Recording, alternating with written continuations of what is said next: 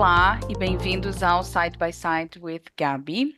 Eu sou Gabriela Frois, professora, educadora de professores, e essa é a minha chance de apresentar a vocês alguns dos professores e educadores que eu conheço e admiro. Hoje eu vou conversar com Márcio Roveroto, professor, gestor experiente, dono de uma escola há quase 14 anos, que vai compartilhar a sua expertise sobre contratos. Ele vai oferecer um workshop falando dos contratos e da importância de se construir relações saudáveis com os alunos. Vamos começar. Oi, Márcio, tudo bem com você? Olá, Gabriela, obrigado pelo convite, um prazer estar aqui. Imagina, prazer é meu. Vamos começar com você se apresentando e contando um pouquinho sobre a sua trajetória como professor e gestor da Learn. Perfeito.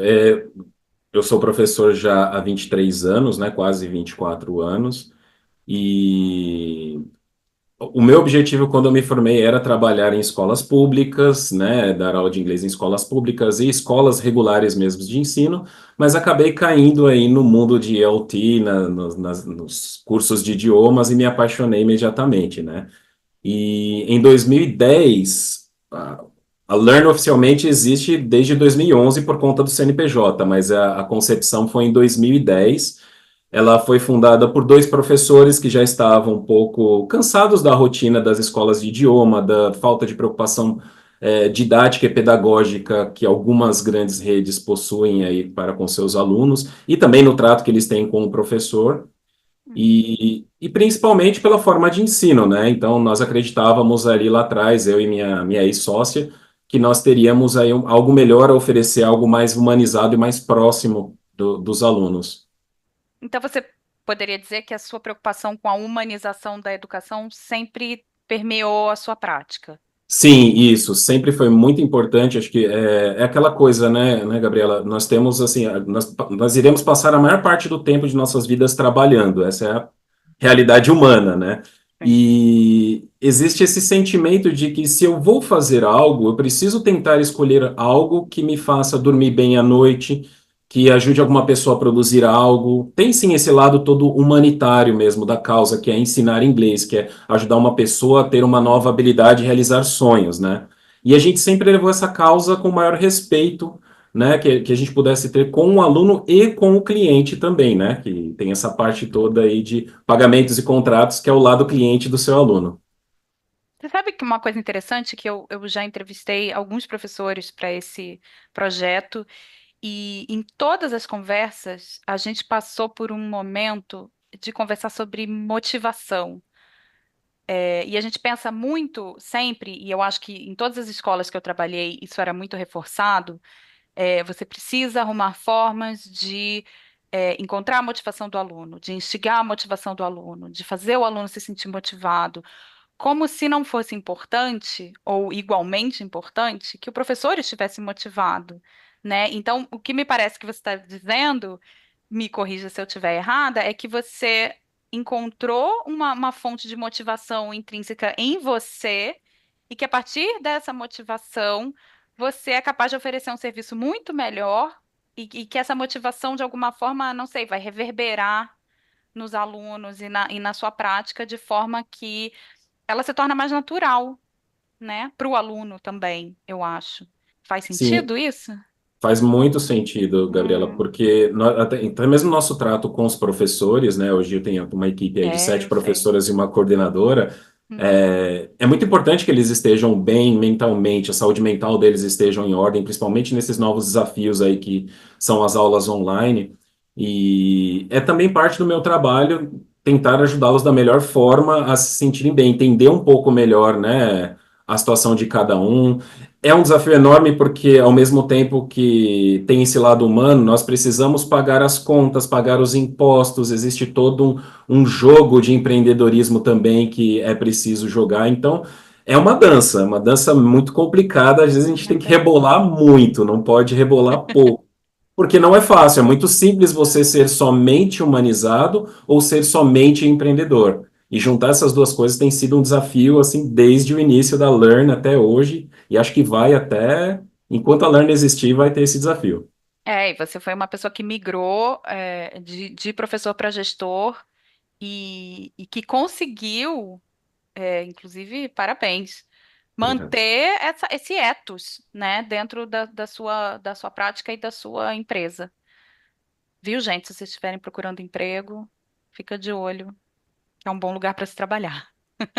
Mas voltando para o assunto aqui, o que que motivou você a focar na gestão de contratos, por exemplo, na última conferência do Brastisol, em que você deu um workshop que estava lotado, eu me lembro que, inclusive, tinha gente sentada no chão.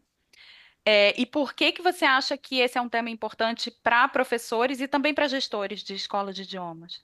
Certo, eu vou começar falando um pouquinho do meu início com a Brass Thistle, que foi lá em 2019, né, quando eu entrei. Sim. E uma coisa que eu sempre adorei na Brass Thistle, assim, foi uma descoberta, né, de uma associação tão grande, com tantas pessoas aí feras no assunto. Eu assisti muitas palestras e workshops aí ao longo desses anos que são, assim, incríveis. E tem muita gente falando sobre coisas muito importantes da língua, né? Os aspectos aí de como dar aulas, novas tecnologias, bem-estar. Tem muita gente falando sobre muita coisa legal. E sempre foi uma vontade minha falar sobre algo. E eu pensei, poxa, eu não quero falar algo que a Gabriela já fala tão bem. Talvez eu tenha, assim, alguma coisa que eu possa contribuir para aquilo que a Gabriela já fala ou qualquer outro apresentador fale. Mas eu gostaria de falar algo que seja significativo e que os outros não estejam falando. E eu quero ir além do empreendedorismo. É por isso que, assim, eu apresentei dois workshops lá no último congresso, porque eu pensei, são dois assuntos que são pouco tratados. Um deles foi sobre finanças domésticas, né, para professor, Uhum. falar com o lado humano, falar com o CPF, não com o CNPJ, né, falar com o ser humano. E o outro foi de contratos, por entender que, assim, quando o professor, seja ele meio CLT e meio professor particular, ou só particular, ou até mesmo só CLT, ele enfrenta um desafio enorme quando ele faz essa transição porque ele não está mais lidando somente com o aluno e com a parte didática da aula, ele está lidando também com o cliente, com um ser humano que tem contas para pagar, que tem desafios aí a cumprir que vão além da sala de aula. Então é muito importante você ter, da mesma forma que você constrói esse rapport dando a sua aula, você construir esse rapport também fora da sala de aula. Isso faz muito sentido. Sim, muito importante. E eu noto que existe uma tendência de que esses assuntos comecem a entrar mais nesses meios do ELT. A revista Modern English Teacher postou recentemente um artigo sobre finanças para professores, e é uma coisa que a gente não via, era um assunto que estava meio afastado e que talvez não pertencesse ao nosso mundo, mas eu imagino que também com o crescimento dos professores independentes, né, por conta da pandemia, mas já antes, isso se torne mais e mais importante, e é importante que a gente consiga ouvir pessoas da nossa área falando sobre isso. Então, muito, muito interessante. É, e aí, pensando nos contratos propriamente, que desafios você acha que os professores enfrentam quando eles estão implementando esses contratos e como superar esses desafios? O grande desafio é assim, o que eu vou colocar num contrato? Hum, Porque, assim, geralmente a necessidade do contrato surge por conta de alguma insatisfação do professor em relação a algo. Então, o aluno está atrasando muito o pagamento, ou então, não sei, o cara cancelou em cima da hora, eu tenho que dar reposição. Então, não, pera, eu preciso colocar isso por escrito, para a gente ter isso como base de consulta caso haja algum tipo de conflito. E essa escrita tira de você a responsabilidade, não a responsabilidade, mas assim, o fardo de dizer, uhum, olha, sou eu que estou falando, eu que quero. Não, nós acordamos isso daqui. E o grande desafio que os professores enfrentam, assim, é qual linguagem utilizar, o que é um contrato, como é que eu vou escrever um contrato com um juridiquês tão complicado que nem esses contratos que nós temos aí com outras empresas, né? O que eu vou colocar, o que é certo, o que é errado, o que eu posso, o que eu não posso. É justamente assim, ajudar o professor a ter uma relação mais tranquila e menos ansiosa com o aluno em relação a certos aspectos. sim, e acho que também eu me preocupo muito, eu como professora, em o quão palatável esse contrato é, né? Porque a gente sabe, por exemplo, quando a gente compra um iPhone, que vem termos de aceite que você nem lê, porque você pensa, eu tenho que aceitar, mas aí se alguma coisa dá errado, você. Será que alguém lê as 23 páginas, entende? E aí fazer um contrato para um acordo de aulas que também seja muito longo ou cheio de palavras difíceis. Hum. É difícil depois você dizer, ah, mas você assinou. Claro, você pode usar isso, mas não é muito humanizado, como você disse, porque a pessoa às vezes aceita as coisas sem ler. Isso é uma prática que eu aprendi com a experiência e, inclusive, eu vou falar sobre ela no workshop. Mas continuando a nossa conversa aqui, você vai dar um workshop sobre contratos e no qual eu vou ter uma participação falando de como eu faço isso na minha prática. O que que as pessoas que comprarem esse workshop podem esperar dele? Assim, nós vamos falar sobre vários aspectos do contrato. O contrato ele é uma parte, né? Uma parte muito importante, logicamente. Mas assim, nós vamos falar sobre o que são as relações humanas de uma forma geral, né? Falar vários aspectos que são muito relevantes para quem quer ter um relacionamento aí com um aluno. Uhum.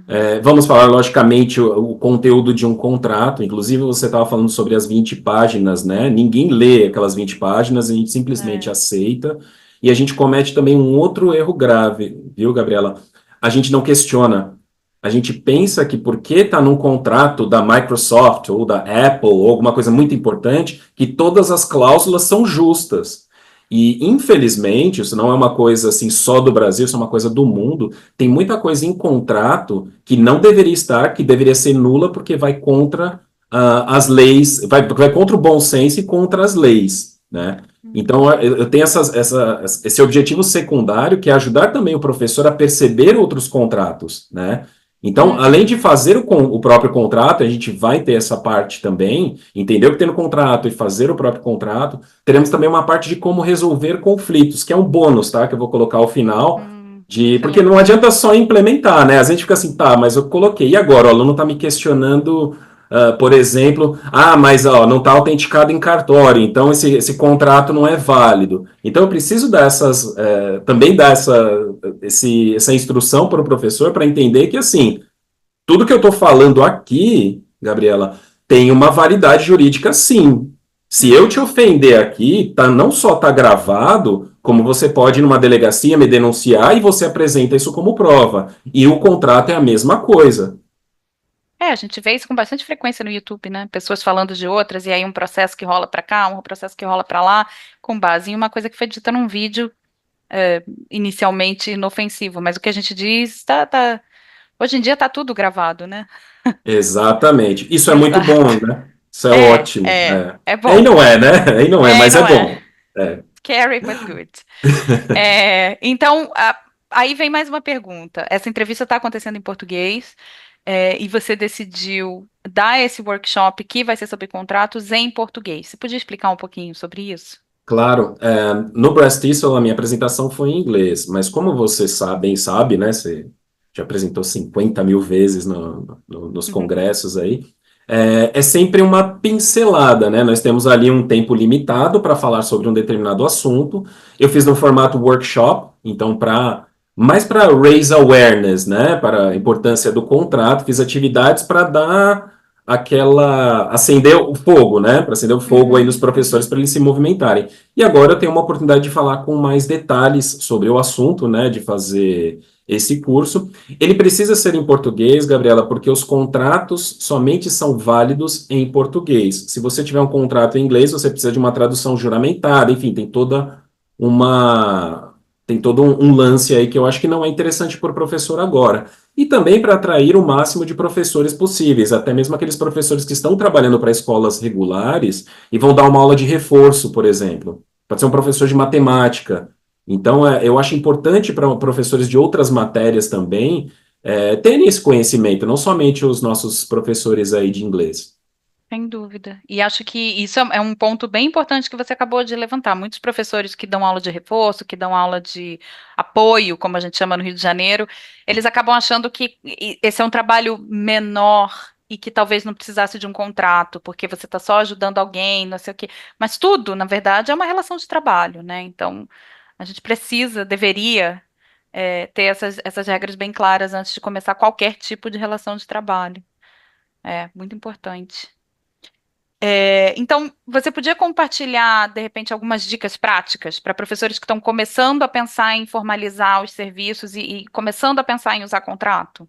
Eu vou falar em bastante detalhe aí na apresentação no curso, né? Mas Sim, posso sim já dar algumas dicas. Eu um acho que spoiler. sim, o spoilerzinho. Mantenha a comunicação em escrita através do WhatsApp ou de e-mail. Tá? É uma das coisas que eu vou falar com mais detalhe, né? Mas o WhatsApp e o e-mail, eles são de uso pessoal. Então, quando você concorda aquelas 30 páginas lá que eu aceito usar o WhatsApp, eu aceito usar o e-mail, você está atestando que só você vai utilizar aquilo, só você tem a senha. Então, se, por exemplo, se a Gabriela deu a senha para o esposo dela, para ele acessar alguma coisa e ele mandou alguma coisa ali, quem responde é a Gabriela, que ela está violando os termos ali. Então, manter sempre tudo por escrito e gravado no WhatsApp, manter aí, comprar até um espaço em nuvem aí para fazer o backup de WhatsApp, Sim, né? E também no e-mail manter isso aí registrado, porque em caso de dúvida, quem falou o quê, fica mais fácil você buscar, porque não necessariamente o aluno vai estar errado. Eu posso ter falado A, o aluno entendeu B, e quando eu fui ver, eu escrevi C. Então você tem é, ali a evidência para ou pedir desculpas ou para falar, olha, isso aqui foi falado neste momento. sim, exatamente. Eu pessoalmente recomendaria e-mail. Eu trabalho com e-mail até hoje, porque eu já perdi tudo do WhatsApp. E aí você não tem como contestar nada, né? A partir do momento que tudo some, não existiu. Você precisa de testemunhas, né? Então você teria que ter alguém que ouviu a conversa para testemunhar, e não é uma coisa assim muito forte, né? Caso você venha enfrentar um problema legal. Exatamente. Bom, acho que é isso. Márcio, muito obrigada por participar. Eu que agradeço pelo convite, é um prazer enorme de novo. Fiquei muito contente de saber que eu ia fazer parte aí de um grupo tão legal aí de profissionais. Eu adorei e tô adorando participar desse projeto com você. E obrigada a você que está assistindo.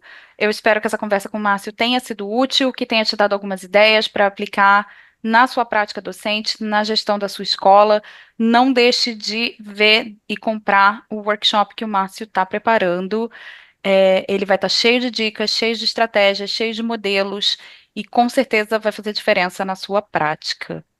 Não se esqueça de me seguir aqui e na minha plataforma para mais conversas como essa. See you next time.